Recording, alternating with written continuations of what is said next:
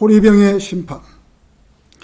계시록 16장에서 일어나는 사건들은 의심의 여지 없이 대환란 막바지의 이 사건이 될 것입니다. 아직까지 이 지구상에서 일어난 적이 없으며 계시록 16장의 사건들은 교회 시대의 성도들이 휴거를 하고 난 이후에 대환란 막바지에 일어날 충격적인 사건들입니다. 지금 교회 시대의 성도들은 대환란을 통과하지 않으며 몇몇 교회에서 교회가 대환란을 통과한다는 교회들이 있지만 교회는 대환란을 통과하지 않습니다. 어디 가서라도 대환란은 우리 교회 성도들이 통과하는 그러한 환란이 아닌 것입니다. 계시록 4장 1절에서 이리 올라오라는 말씀처럼 구원받은 성도들은 대환란을 통과하지 않고 대환란이 시작하기 전 하나님의 부르심으로 각자의 이름을 호명하실 것입니다. 하나님의 부르심의 소리는 각자에게는 자기의 이름을 부르는 소리가 될, 각자마다 다 자기 이름을 불러주는 거죠. 누구누구야 이리 올라오너라.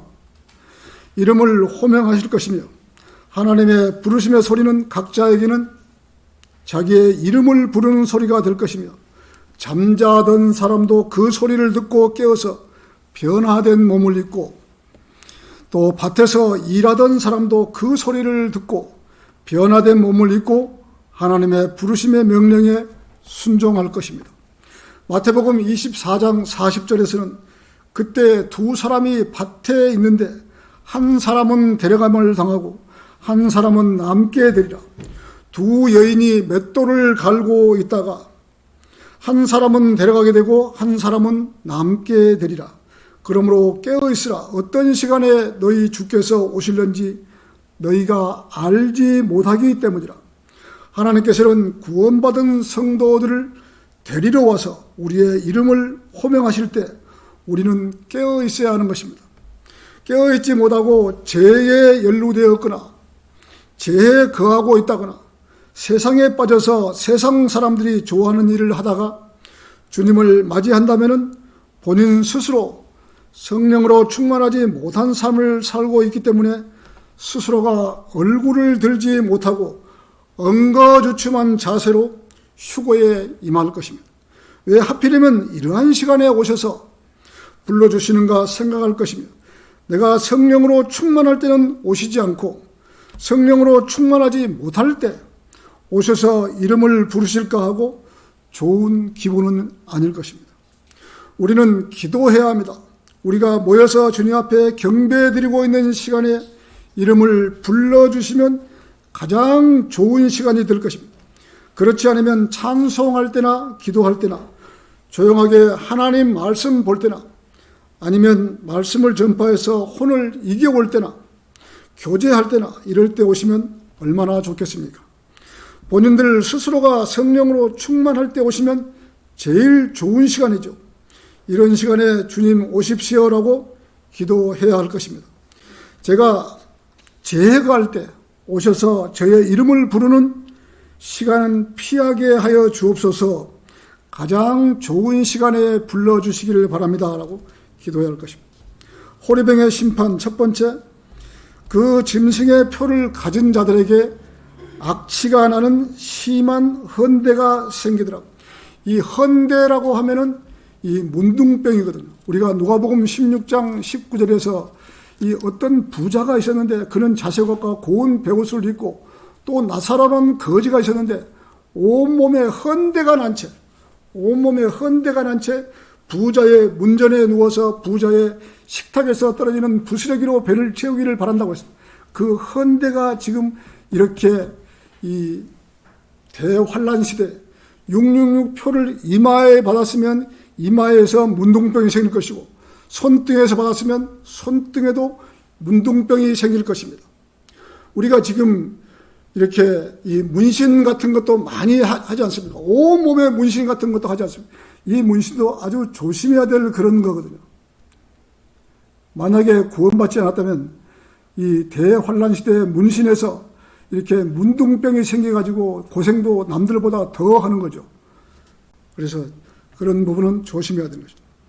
본문 말씀 2절에서는 그러므로 첫째가 가서 자기 호리병을 땅에 쏟으니 그 짐승의 표를 가진 자들과 그의 형상에 경배한 자들 위에 악취가 나는 심한 헌대가 나더라. 이 호리병들은 대환란 끝에 마지막 때에 부어지는 최후의 진노인데 사람들이 하나님의 아들인 예수 그리스도를 거부한 것에 대한 하나님의 진노로 이루어지는 심판이 될 것입니다. 하나님께서는 그분의 아들을 거절하고 믿지 않았던 이 세대를 영원토록 침묵을 지키지 아니할 것이며 하나님의 진노의 호리병들이 이 땅에 쏟아질 때 이 진노는 인간이 살고 있는 이 땅에 부어질 것입니다. 다행히도 구원받은 그리스도인들은 다 휴거가 되어서 이 땅에 살지 않고 하나님을 믿지 않았던 사람들 위해 임할 재앙인 것입니다. 이 대환란이라는 것은 인간이 겪을 수 있는 그러한 대재앙이 아닙니다. 아주 강한 대재앙입니다. 지금 이 시대에는 하나님의 말씀으로 5분이면 구원받을 수 있고 전도지 한 장이면 구원받을 수 있고 잠시 동안 성경을 보면서 구원받을 수 있는 길이 열려 있는데 자기의 고집 쓸데없는 아집으로 인해서 구원받지 못하고 대환란을 겪어야 하는 것입니다. 하나님께서는 인간이 구원받을 수 있는 길을 예비해 놓으셨으며 빠져나갈 수 있는 길을 열어 놓으셨는데도 인간들은 자기의 잘난 맛에 살다가 하나님을 믿지 않고 대재앙이 있는 대환란에 접어들게 되는 것입니다. 인간은 좋은 말을 해서는 듣지 않는 것입니다. 어떤 고난이나 최후를 맞게 되면 그때 가서야 살려달라고 애원하는 것이 인간인 것입니다. 본문 말씀은 이렇게 둥그런 바닥이 목이 가느다란 조그마한 향수병 같은 그런 이 담겨있는 어떤 내용물을 부으는 것입니다. 대환란 시대.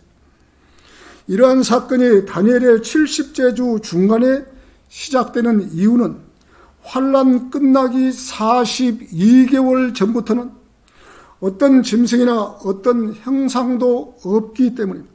계시록 13장 5절에서는 그 짐승이 큰 일들과 모독하는 말들을 하는 입을 받았으며 또 그 42달 동안 활동할 권세를 받았더라. 적그리스도는 42달을 지배합니다. 우리 계시록 12장을 한번 보시죠. 앞으로 좀 넘겨서 계시록 12장 2절부터 3절입니다.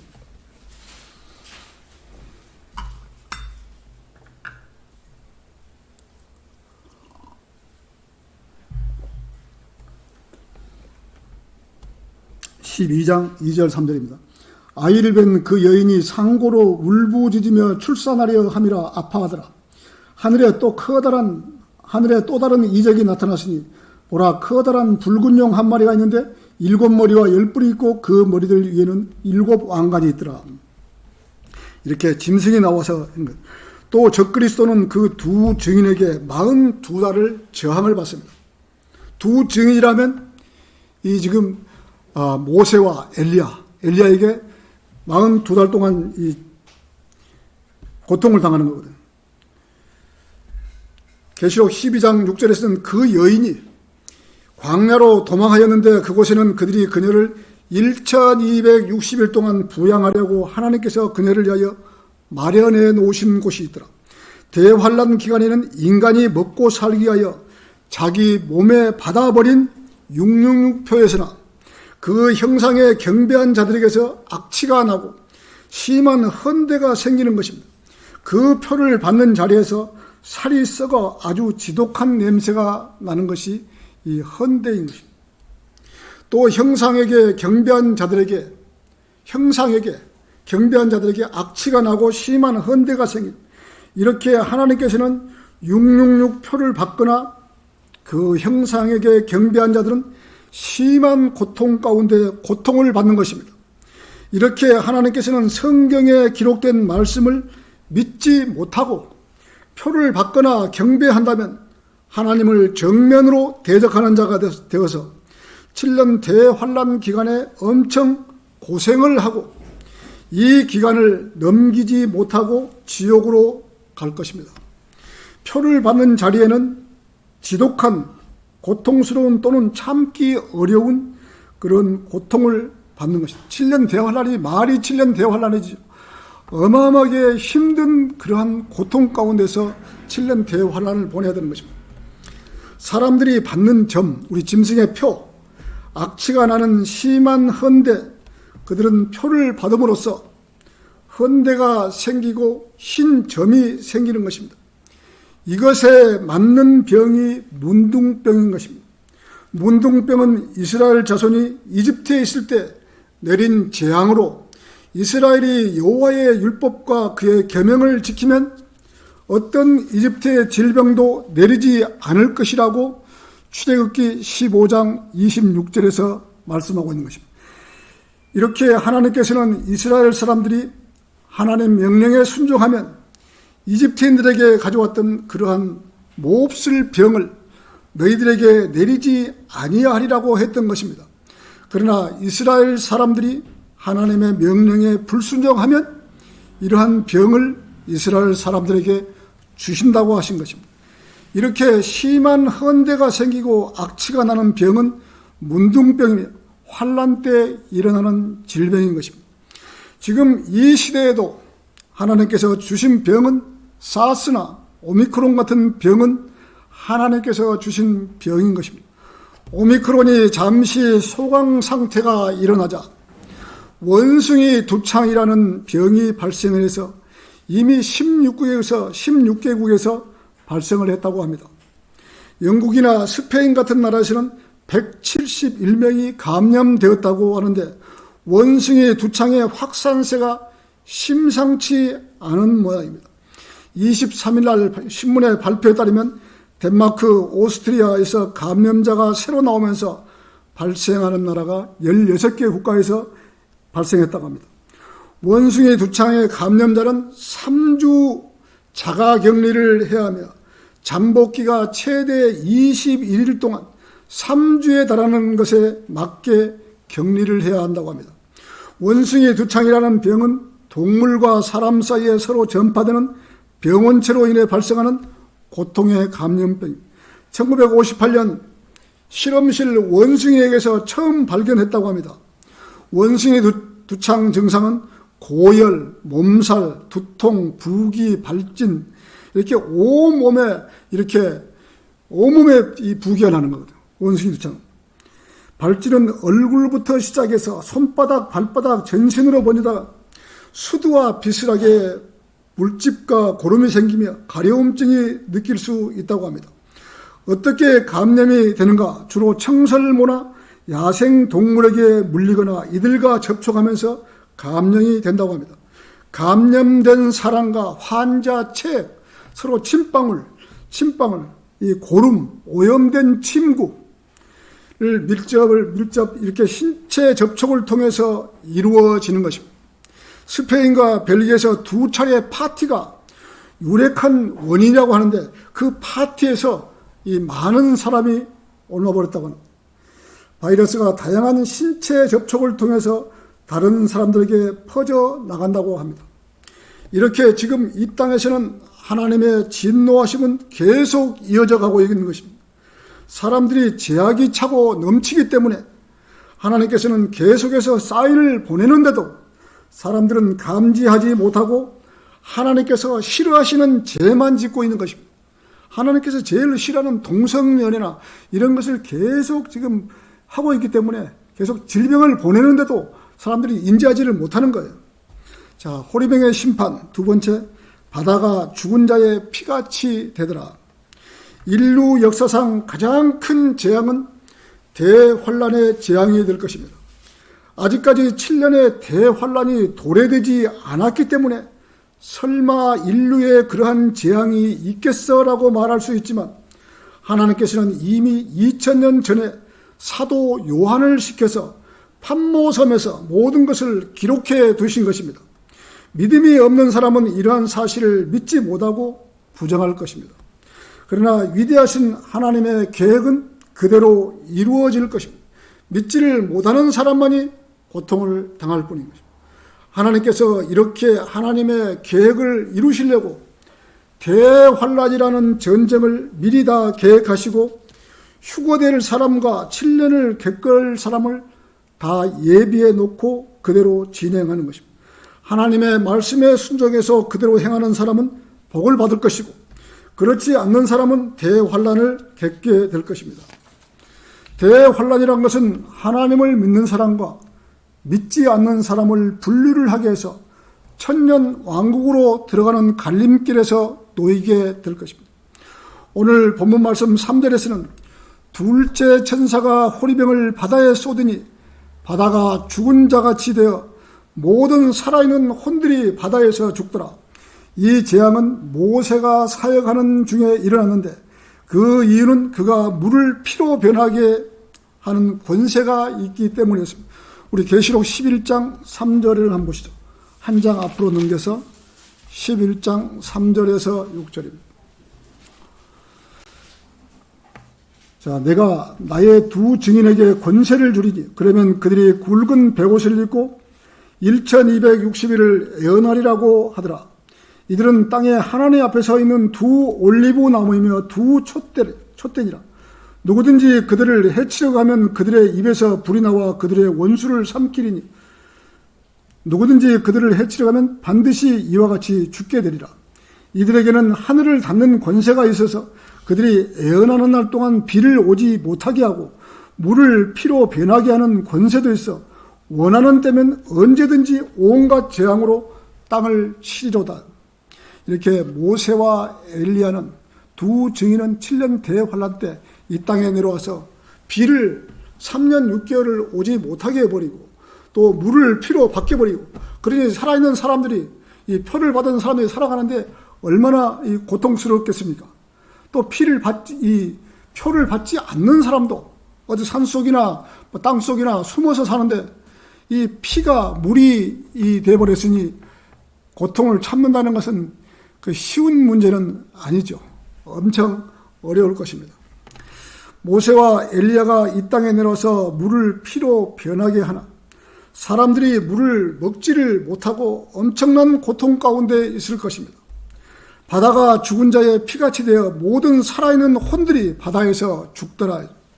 모든 살아있는 혼들이라는 말은 동물에게도 혼이 있다는 것을 증명하는 말이며 이 혼은 단지 몸의 형태임 동물이 죽으면 그 혼도 죽습니다.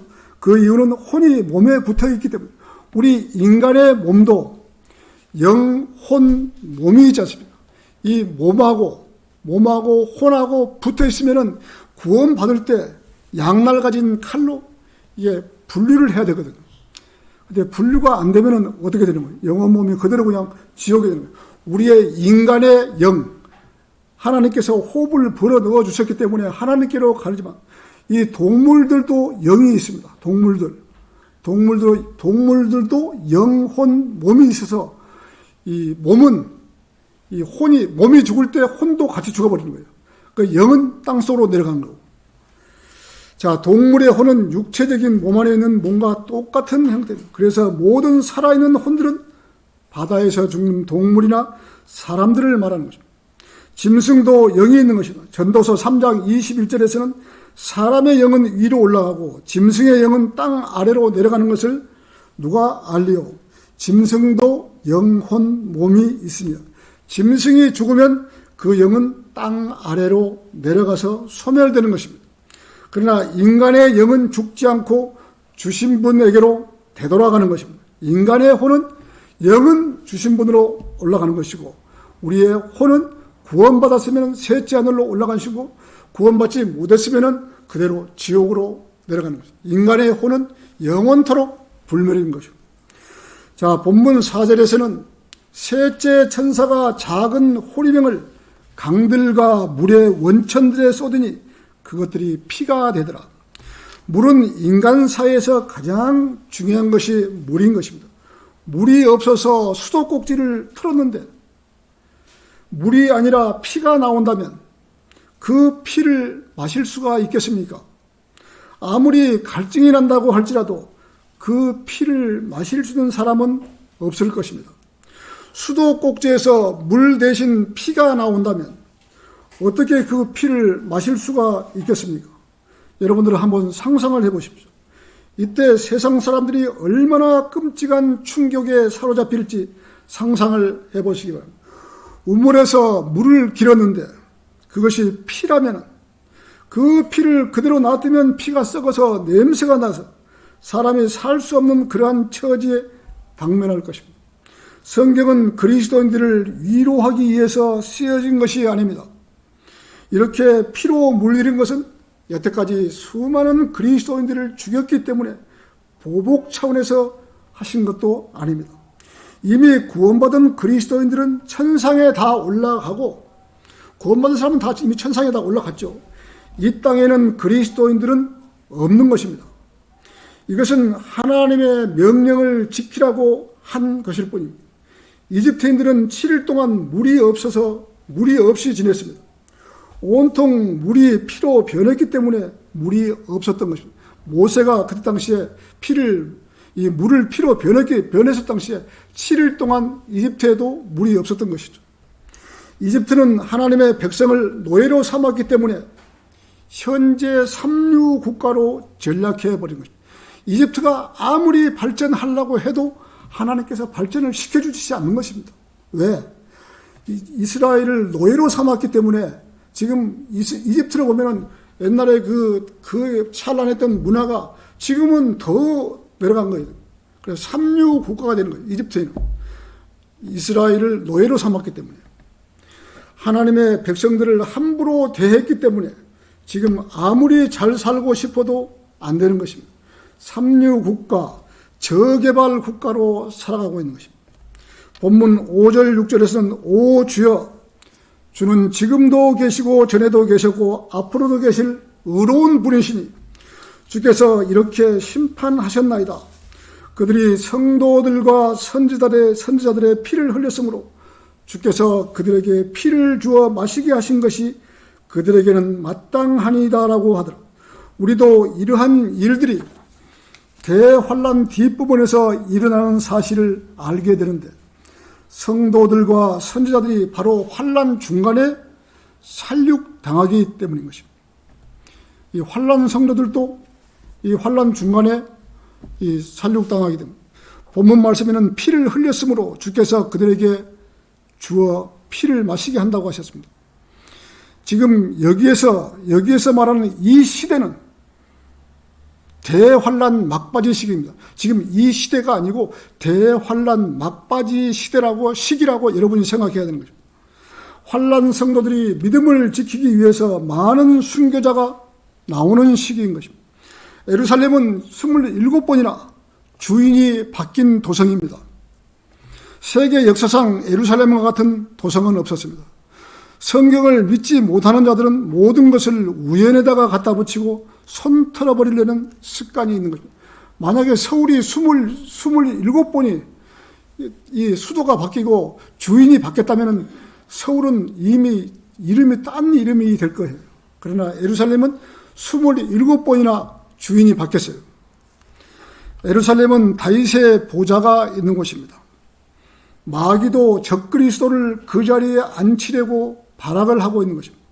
모슬렘도 그곳을 자기들의 성지라고 부르고 있는 것입니다. 로마 카톨릭도 그곳에 교황권을 세워야 한다고 우기고 있는 것입니다. 예수님 초림 때 우리 주님은 메시아를 거부한 왕의 도성 예루살렘을 보고 우셨던 것입니다. 마태복음 23장 37절에서 39절은 오 예루살렘아 예루살렘아 선지자들을 죽이며 너에게 보낸 사람들을 돌로 치는 자야 마치 암탉이 자기 병아리를 날개 아래에 함께 모으듯이 내가 얼마나 자주 자녀들을 모으려고 하였더냐. 그러나 너희가 원치 아니하였도다. 보라 너희 집이 황폐하여 버림받으리라. 내가 너희에게 말하니 이제부터 너희가 주의 이름으로 오시는 이는 복이 있도다라고 말할 때까지 나를 보지 못하리라고 하시더라. 그때 당시에 이스라엘 사람들이 받아들였다면 천국이 그대로 도래해버린 거예요. 자, AD 70년에 로마 장군 티투스가 예루살렘을 정복하고 성전을 불살라 주님의 예언대로 돌 위에 돌 하나도 남기지 않았던 것이죠. 왜 돌이 포개진 돌 하나 없이 다 무너뜨렸을까요? 이것은 이 솔로몬 시대 때 이 예루살렘에다가 금으로 붙였거든요. 금으로 치장을 했는데 그 금을 뜯을 수가 없으니까 불을 피우면은 그 금이 땅으로 다 흘려서 땅 속에 스며드는 거예요. 그래서 그 티투스 장군 졸개들이 그 금을 찾기 위해서 돌 위에 돌 하나도 남기지 않고 다 무너뜨린 거예요. 그 금 찾기 위해서. 주님을 십자가에 처형한 유대인들은 갈보리 언덕에서 이 십자가에 처형한 그 남은 이스라엘 사람들 500명이 똑같은 길 가로 쫙 갈보리 언덕에서 500명을 십자가에서 다 처형을 시킨 거예요. 이렇게 들어와서. 자, 그들은 그들의 땅을 떠나 세계 전역으로 흩어져 박해와 고난과 멸시를 받았고 히틀러에게 600만 명이 살해되었던 것이죠. 예수님 십자가에 죽이시고 자기들도 500명이 넘는 사람들이 그 길가에 십자가에 다 죽은 거예요. 이스라엘 사람들. 성경의 예언의 800가지 중 아직 성취되지 않는 450개는 모두 그리스도의 재림에 쏠려 있는 것입니다. 예루살렘을 위해 기도하라는 뜻은 주님이 속히 오시라는 기도인 것입니다. 우리가 예루살렘을 위해서 기도하는 것은 주님께서 속히 오시라는 그러한 기도입니다. 평화의 왕이신 그분이 평화의 도성에 앉으시기까지는 유엔과 바티칸의 평화의 노력은 헛짓거리가 되는 것입니다. 유엔하고 바티칸의 이 로마 교황청하고 하는 그런 평화는 예수님 오기 전에는 평화가 이루어질 수가 없는 것이죠.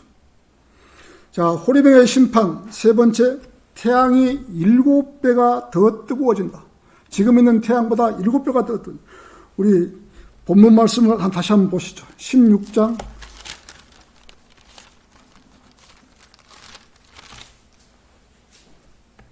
7절에서 9절입니다. 또 내가 들으니 제단에서 다른 소리가 나서 말하기를 그러하나이다. 전능하신 주 하나님, 주의 심판들은 참되시며 의로우시니다 라고 하더라. 넷째 천사가 자기 호리병을 해에 쏟으니 해에게 불로 사람들을 태우는 권세가 주어지더라. 그리하여 그 큰 열기로 사람들을 태우니 그들이 이러한 재앙의 권세를 가진 하나님의 이름을 모독하더라. 그들이 회개하지 아니하고 그분께 영광을 돌리지 아니하더라. 셋째 천사가 자기 호리병을 해에 쏟으니 해에게 불로 사람들을 태우는 권세가 주어지더라. 천년 왕국을 통치하려고 주님께서 재림하실 때에는 지금보다 해가 7배나 더 밝아지는 것입니다. 이사야 30장 26절에서는 또 주께서 자기 백성의 터진 자리를 쌓아매시고 매맞은 상처를 치유하시는 날에 달빛이 햇빛같이 될 것이요 햇빛은 7날들의 이 빛과 같이 7배가 되리라. 해가 지금보다 7배가 더 밝아지면 대기가 감당을 못하여 땅에 있는 사람들은 햇빛에 구워질 것입니다. 지금 햇빛도 나가면 뜨거운데 만약에 햇빛이 7배가 더 뜨겁다고 생각해 보십시오. 밖에 나갈 수가 있는 것입니다. 더워서 물을 먹고 싶은데 물을 먹으려면 피가 되어 있지. 이 피를 마실 수가 없죠. 그러니 사는 것도 고통이죠. 대환란 때는. 그들은 햇빛으로 인해 화상을 입고 고통을 받을 것이며 햇빛이 직접 사람을 비추어서 불태울 것입니다. 이렇게 태양이 내려지니 하나님 앞에 회개하는 것이 아니라 하나님의 이름을 모독을 합니다. 그들도 열기에 태워져서 화상을 입게 되는 것이다. 그들도 이러한 일이 계속됨에도 불구하고 하나님께 영광을 돌리려 하지 않는 것입니다. 사람이 아침에 일어나서 마실 물이 없고 피밖에 없는 것입니다. 밖에 나가면 햇빛 때문에 화상을 입고 고통을 받게 됩니다. 그럼에도 이 모든 재난에서 회개하지도 않고 하나님께 돌이키지도 아니하고 하나님을 저주하고 하나님의 이름을 모독하는 것입니다. 이렇게 구원받지 못한 사람들이 이렇게 대환란에 접어들고 이렇게 고생을 한다고 해도 사람들이 말을 듣지를 않아요. 지금 우리가 지금 오늘 공부하는 이런 말씀을 갖다가 세상 사람들이 믿겠습니까? 어느 동화의 한 동화 토막이라고 생각하지, 아이고 저 사람들 미스터 곱게 미쳐야지, 이런 소리나 하고 믿질 못하는 것이죠. 실제로 휴거가 오늘이라도 딱 끝나버리면은 이 사람들은 7년 대환란을 그대로 통과해야 돼요. 표를 받든지 그렇지 않으면 받지 않든지 간에 무조건 7년 대환란을 이것이 만약에 동화 같으면은 얼마나 좋겠어요. 그러나 동화가 아니지 않습니까? 하나님께서 성경에다 기록해 두셨고 이대로 된다고 정확하게 말씀하신 거예요. 하나님께서 지금까지 선포해 두신 말씀이 1.1핵이라도 안 된 게 있어요. 성경은 그대로 된다고, 앞으로 그렇게 된다고 이야기해요.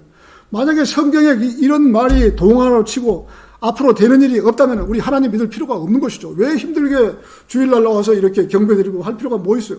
집에서 편안하게 TV 보면서 놀죠. 그러지 않기 때문에, 정확하게 이루어지기 때문에, 앞으로 이러한 일이 이루어지기 때문에 그러는 거예요.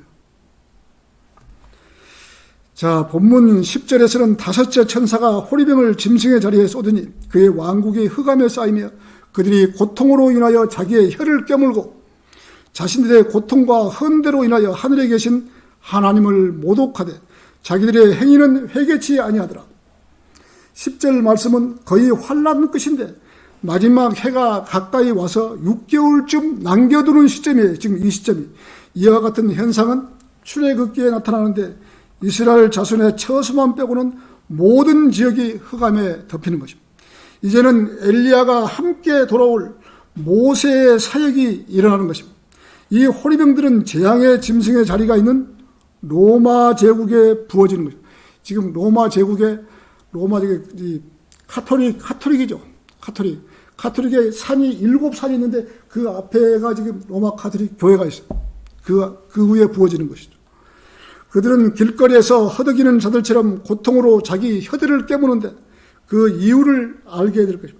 계시록 11장에서는 엘리야가 예언하는데 그가 하늘을 닫는 권세가 있어서 그들이 예언하는 날 동안 42개월이 비를 오지 못하게 하는 것이다. 바로 그 다음에 물을 피로 변하게 하는 권세가 있어서 원하는 데면 언제든지 온갖 재앙으로 땅을 치는 것입니다. 우리가 표를 받으면 표 받은 자리에서 문둥병이 생겨서 7년 동안 계속 썩는 냄새가 나서 살 수 없을. 그러니 표를 받지 않고 숨어서 사는 사람들은 이렇게 그 사람들이 얼마나 그 사람들을 미워하겠어요. 자기들은 이 헌대가 문둥병이 걸려고 있는데 표를 받지 않는 사람들은 문둥병이 걸리지 않고 숨어서 하고 있으니 보기만 보면 그 사람들을 신고하지 않겠어요. 자, 여러분들은 이 계시록 16장을 이해할 때 세 가지 사건이 일어나는 것을 볼 수가 있습니다. 재앙이 16장 2절에 나왔고 피해 재앙이 16장 3절에서, 그리고 그동안 물이 없는 것이 10절에서. 자, 사람들이 자기의 혀를 깨무는 것이 이상하지 않을 정도로 자기의 혀를 깨무는 것입니다. 사람을 오랫동안 햇볕 아래서 문둥병을 앓으며 피밖에 마실 것이 없는 상태에서 살아야 하는 것입니다. 이렇게 재앙을 당하는데도 그들은 여전히 하나님의 이름을 모독하고 있는 것입니다. 11절은 자신들의 고통과 헌대로 인하여 하늘에 계신 하나님을 모독하되 행위는 회개치 아니하더라. 사람들이 그렇게 타락해서 하나님과 멀어졌기에 하나님께서 그들을 채찍질하고 벌주고 때려서 거의 죽을 지경이 되게 하여도 회개하지 않는 것이 인간들입니다. 이런 사람들은 하나님의 뜻을 거역하여 하나님이 인간에게 어떻게 하시든지 상관하지 말고 구원받기를 거부하기로 마음먹을 수 있는 인간들의 의지가 얼마나 강한지를 보여주고 있는 것입니다. 12절에서는 여섯째 천사가 자기 호리병을 큰 강 유프라데스 강에 쏟으니 강물이 말라버려서 동방의 왕들이 길이 예비되더라. 우리 계시록 9장 13절 한번 보시죠. 계시록 앞으로 넘겨서 계시록 9장 13절. 우리가 계시록은 가장 쉬운 성경이에요. 계시록이 나오면 그대로 믿으면 되는 거예요. 어려운 거 아니에요. 13장에서 16장. 여섯째 천사가 나팔을 불 때 내가 들으니 하나님 앞에 있는 금제단의 네 뿔에서 한 음성이 나는데 나팔을 가진 여섯째 천사가 천사에게 말하기를 큰 강 유프라데스의 결박에 놓은 네 천사를 풀어주라. 하니 그 네 천사가 풀려나더라. 그들은 사람들의 3분의 1을 죽이려고 그 년 월시를 위하여 예비된 자들이라. 기병대의 수는 2억이니 내가 그들의 숫자를 들었노라. 기병대의 수는 2억이란, 우리가 개혁성경에는 2만만이라고 되어 있는데 이 성경에는 2억이라고 되어 있어요. 계시록 9장에서 나팔을 불 때면, 계시록 오늘 본문 말씀 16장 12절과 나팔과 호리병의 징계가 거의 동시에 일어나는 것을 볼 수 있는 것입니다. 이것은 나팔의 징계가 먼저 있는 것도 아니고 호리병의 징계가 늦게 있는 것도 아닙니다. 거의 동시에 함께 일어나는 것을 볼 수 있는 것입니다. 동방의 왕들은 유프라데스 강 동쪽에서 오는 것입니다. 지금 이스라엘의 동쪽이라고 그러면은 이 지금 동남아 쪽을 말하는 것이에요. 중국, 한국, 일본, 파키스탄 이쪽으로 지금 동남아 쪽, 이쪽에 동쪽의 사람들이 그 군대가 2억이 쳐들어가는 거죠.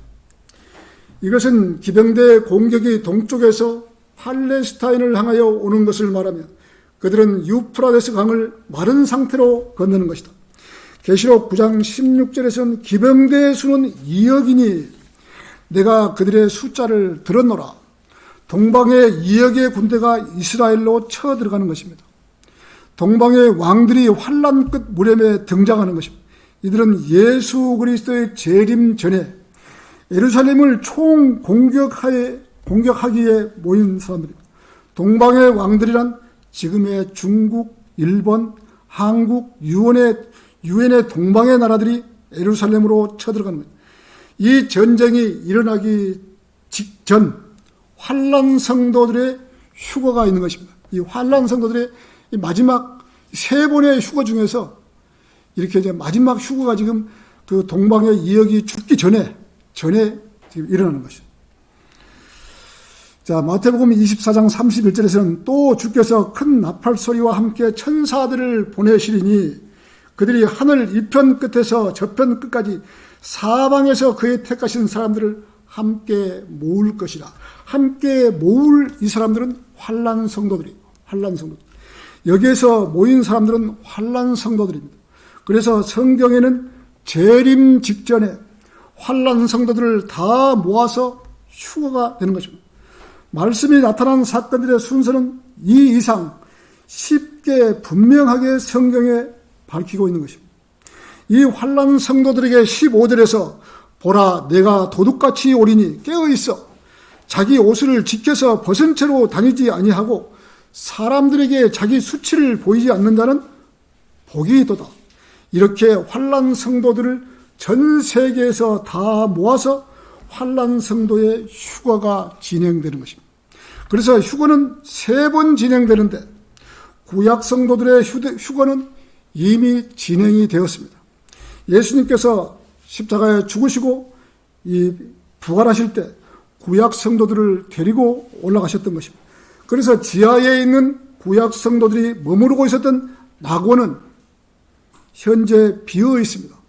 예수님은 인간의 죄들을 위하여 장사되신 후 사흘 낮과 사흘 밤을 무덤에 안치되었지만 주님의 혼은 지옥보다 더 깊은 이 영들의 세계, 영들을 가다놓은 세계, 타타루스의 그 지하 세계를 다녀오신 것입니다. 그곳에서 우리의 죄들을 다 내려놓고 지옥에 있는 혼들에게 유죄 판결을 선결하십니다.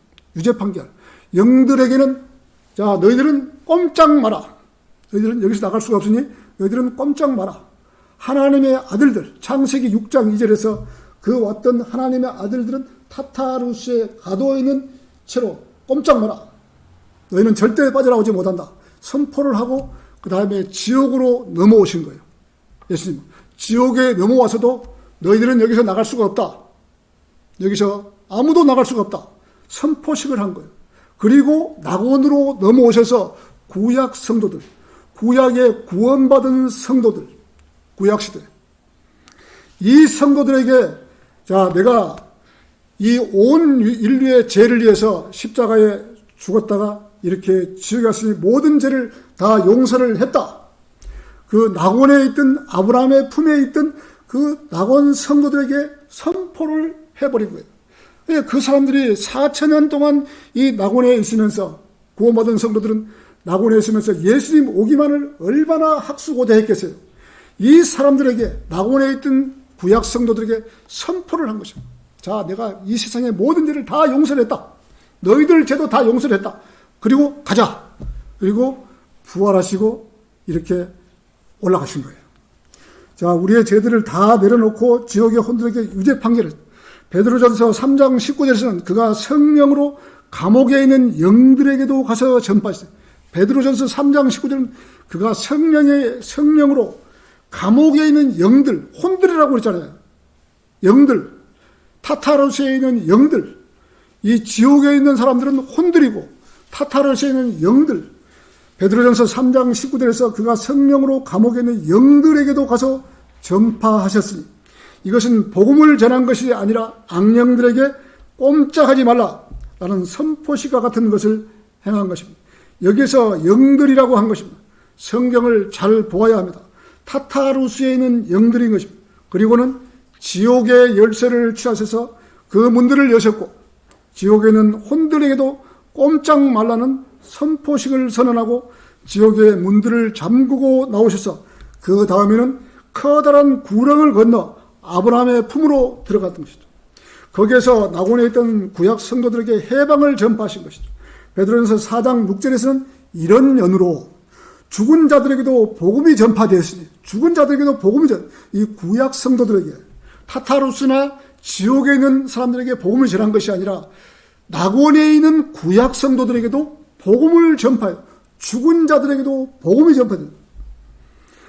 이는 육체로는 사람과 일치하여 심판을 받으나 영으로는 하나님과 일치하여 살게 하려 함이라. 구약 성도들에게 내가 이 세상의 모든 사람을 위하여 십자가에 죽기까지 했으며 이 세상의 모든 사람의 죄를 다 용서를 했다고 선포식을 하고 구약 성도들을 다 데리고 올라가셨던 것입니다. 그럼 언제 올라가셨냐? 자, 막달라 마리아를 만나신 이후에 아직까지 막달라 마리아가 예수님 몸을 만지려고 할 때 만지지 말라고 했거든요. 만지지 말라고. 그때 그 이후에 이 아버지께로 올라가실 때 구약 성도들의 혼들을 함께 데리고 올라가셨던 것입니다. 이것이 첫 번째 구약 성도들의 휴거인 것입니다.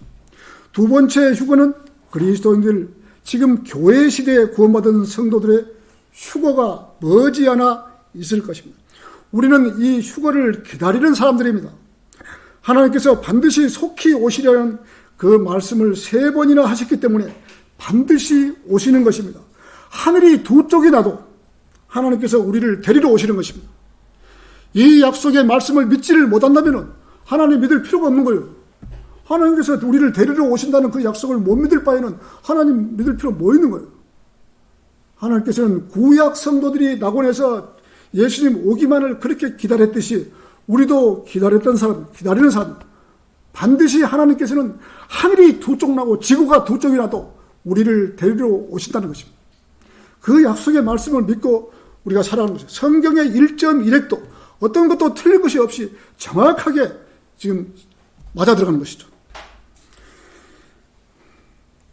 그리고 세 번째 휴거는 환난 성도들의 휴거입니다. 세 번째 휴거는 아직 일어나지 않았죠.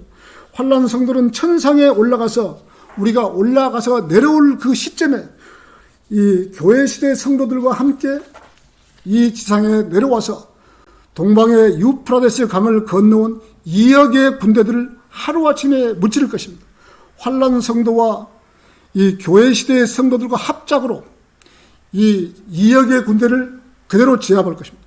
그리고 나서 이 땅을 평정하고 지옥에 갈 사람과 천년왕국에 들어갈 사람을 나누어서 정리정돈하고 천년왕국으로 들어가는 것입니다. 하나님의 섭리 가운데서 계획하신 것이 계획입니다. 그리하여 천년 동안 예수님을 왕으로 모시고 살아가는 것은 하나님의 계획인 것입니다. 이것이 유토피아 건설의 계획인 거예요. 천주교에서 자기들이 유토피아를 건설하려고 하지만 천만의 말씀이에요. 자기들은 유토피아를 건설할 수가 없는 거예요. 오로지 예수님만이 이 지상에 오셔서야만이 유토피아를 건설할 수 있는 거예요. 오늘 결론을 맺겠습니다. 지금 이 시대에 구원받지 않으면 7년 대환란 시대에 믿음과 행위로 구원을 받아야 하는 것입니다. 표를 받지 않고 끝까지 마귀의 형상에게 절하지 않고 끝까지 견뎌야 구원을 받을 수 있는 것입니다. 환란 성도들은. 환란 시대에 구원받는 것은 쉬운 일이 아닐 것입니다. 지금 이 시대는 구원받기가 쉽지만 환란 시대에는 구원받기란 지금보다 1000배, 10,000배 더 어려워질 것입니다. 지각이 있고 지혜가 있는 성도라면 자기 가족이나 친척들에게 휴거가 오기 전에 하나님의 은혜의 복음을 증거를 해서 한 사람이라도 지옥에 가는 것을 막아야 하는 것입니다. 이런 사실을 알면서도 모른 체하고 살아간다면 이율배반적인 사람이 될 것입니다. 그 사람에게서 하나님께서 구원받지 못한 사람의 핏값을 찾을 것입니다. 이것이 인간이 계획한 것도 아니며 하나님께서 이렇게 하시겠다고 판모섬에서 요한을 시켜서 성경에 기록하게 했던 것입니다. 이렇게 확실하게 하나님께서는 계획하신 일을 다 이룰 것입니다. 이것이 하나님의 섭리 가운데서 이루어지는 하나님의 계획인 것입니다. 설교를 마치겠습니다.